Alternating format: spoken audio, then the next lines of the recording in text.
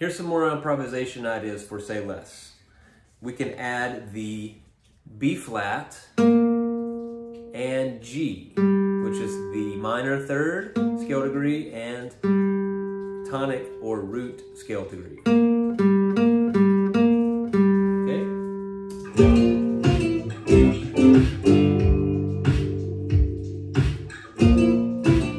Here we go.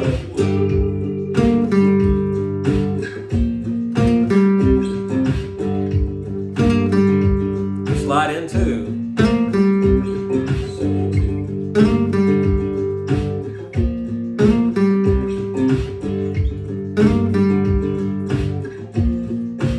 Let's see if we can find those notes in a different octave.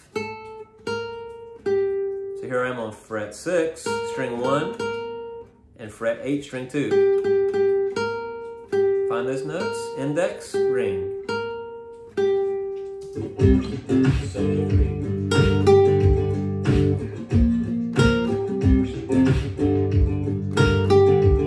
Slide in, a little vibrato, a little wiggle.